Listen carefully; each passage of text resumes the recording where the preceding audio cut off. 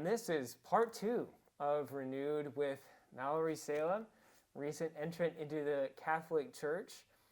I really enjoyed part 1. I think we can jump kind of right back into where we were with this sense that every Catholic is still kind of a baby Catholic. Every Catholic's still learning.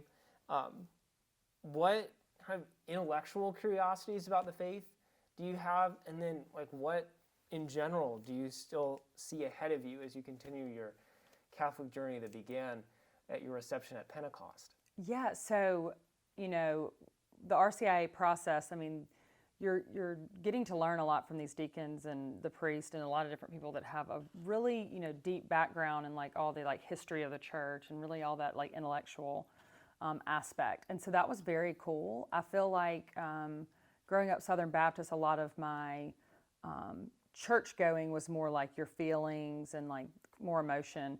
I did have a preacher growing up who had his chemical engineering degree, and he was actually very, intellectual, but it's always kind of neat to not only have the faith perspective of your personal, feelings, but also learning the history of the church and realizing where things have come from.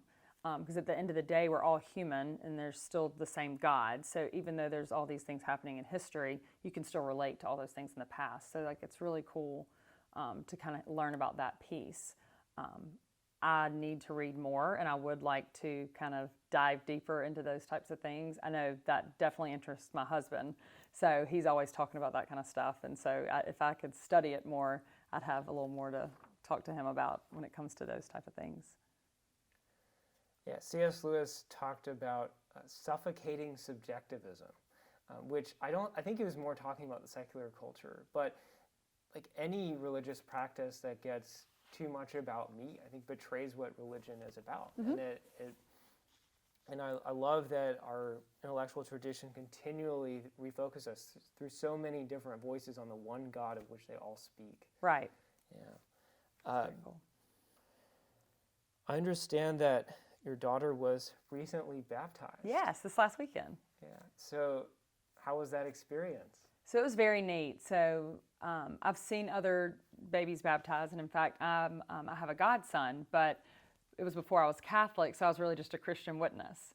So it was really cool to see his a few years ago, and then to have my own daughter right after I've gone through this process, where I've actually learned more about the sacraments. Because when I would watch a baptism before, it didn't really go as deep as it does now. I was baptized when I was 9 years old, and that's definitely different in the religion I came from to this. And so I definitely studied a lot about it, and it was a very cool experience. And Deacon Dwight did the baptism, and he actually had a little bit of water from the River Jordan. So that was really cool. And she was actually baptized with that water. So that was really neat. Yeah, that's hard to fathom that he was able to bring back water all the way from there to here. Exactly. That water would grace her head as the words of baptism were pronounced over her. Exactly. I baptize you. Yeah.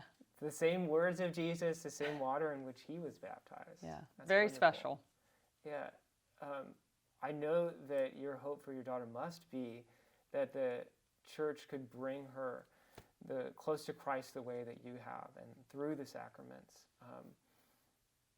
As you've thought about her Christian life, which began Saturday, what are your great hopes and dreams for that? I think really, so the first responsibility is on me and my husband and the godparents as well. So it's if I can focus on my relationship with God and my marriage and as well, we're starting on the right path. But it's a very exciting thing since I wasn't a cradle Catholic, to my daughter being one. So that'll be very, it'll be different than what I grew up with, but I'm very excited about every aspect of that. So that'll be. Okay, so I know that announcing that you were going to become Catholic was maybe not the most popular thing to do in the circles you used to run with. So how was that? So I feel like at first was just kind of I was nervous to say, just because when you grow up with in a family that's such a strong Christian background, in a different religion, they never want to see you go. But the circumstances, considering it was for to be married to someone, and I was raised in a household where both parents went to church, to the same church. My husband was too. So we both knew that was something important to both of us. So when it came to like my parents and that side of the family, you know, very, very quickly on board. You know, nowadays, sometimes you have to worry about people. I mean, parents can either worry about their kids going to church at all, and then, you know, changing religions. It's like at the end of the day, they're still following Christ and, you know, doing that sort of thing. So they're very proud, you know. But it can definitely be a little nerve-wracking. And then in some situations, for some families, you know, there's a lot of, you know, dispute. But I'm very lucky and blessed that everything went well. It strikes me that you are an atypical millennial with your focus on church. You're taking denominations seriously. Most people who are affiliated will change affiliations. Taking denominations seriously is starting a family, committing to a marriage. All that is perhaps countercultural. Mm-hmm. Would you advise that course to someone who thought it was noble but had fears about embarking on it? Yeah, absolutely. I do think it's, you know, being a churchgoer and kind of following sort of traditional ways is kind of becoming a thing of the past. I mean, in general, people are waiting longer to have families if they're having them at all and things like that. Whereas, you know, I mean, the Bible, you know, would have probably lead you a different way than that. But, you know, because of things like that, people might not think it's cool to go to church. And you always have that persecution. I mean, I definitely had it growing up, and I'm definitely not perfect. I mean, I grew up in the church, but when I went to college, you know, there'd be a lot of times like, oh, we're going to go to a football game this weekend. I'm not going to wake up and go to church and things like that. So you definitely kind of get away from it, and you kind of have to like snap yourself back in. I'm a very type A personality, and I like things to be a certain way, and I know like what my certain goals are. And as I've gotten older, I knew, and just being a Christian in general, no matter how far you stray, you kind of get that guilty feeling whenever you're not doing what you're supposed to, or, you know, kind of following the path that you should. So it kind of brings you back. And so that's always been a big deal to me. But in general, for those that might think, oh, that's not really the path I want to take, I mean, I would definitely encourage it, because there's a lot of things going on in this world. And if you don't have hope, you know, the hope of Christ to hang on to, then you really don't have much of anything. So, you know, I think it's very important. And I think it would solve a lot of issues that happen today. Yeah, it's kind of true that in the therapy culture of today, there is one saying that emerges as true. We need to work on ourselves. And it sounds like that religion, while it's not ultimately therapy, is a way by which to grow in ways that you want to grow and become, as you say, the sort of person who lives according to his or her values that you want to be. Right, I agree. And I also think in today's times, there's this big focus on being selfish. I'm going to do me. I'm going to, like, you know, do things that are good for me, when, you know, the Bible tells you to do things for others. Yes, absolutely love yourself, you know, take care of yourself. But I feel like you get more out of life if you focus on doing things for others. And I think that the kind of theme you see nowadays is kind of counterintuitive to that. St. Theresa, I'm sure, has kind of a special place in your heart as the place that you were received and the place where you were married. What kind of common touchstones have you found, along with the welcoming spirit, that have cinched it for you with St. Theresa? And what aspects of St. Theresa would you promote when inviting other people to join? Well, for me personally, in looking at different churches, one aspect, I mean, definitely welcoming.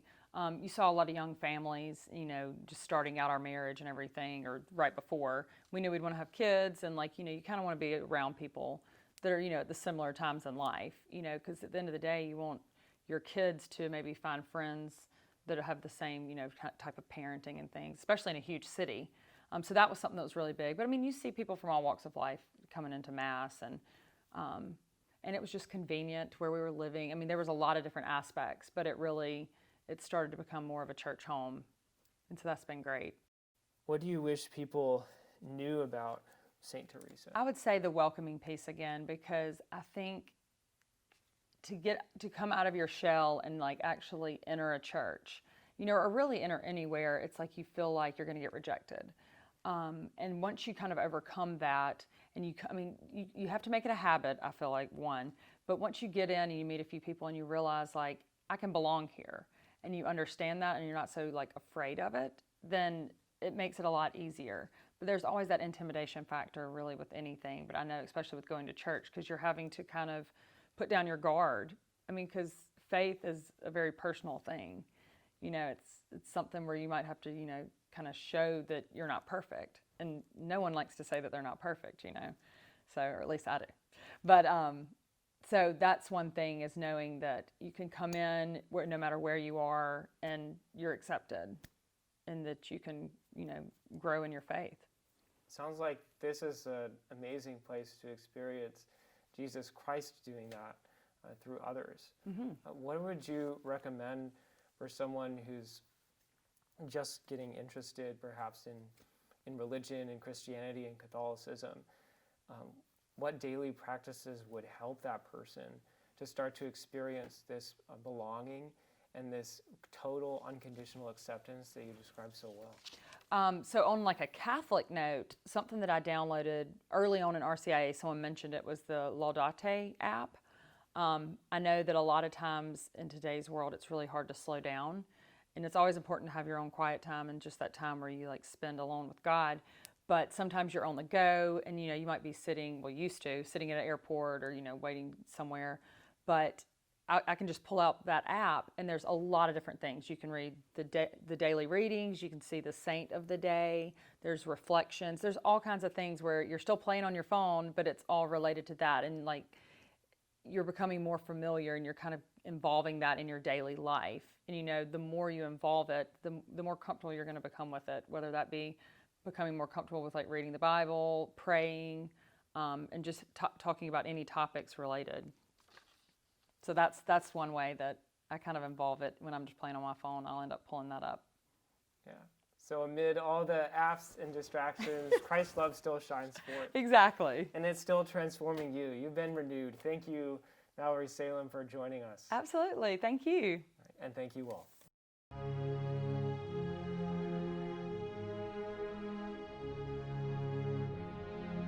Please like, subscribe, or comment below.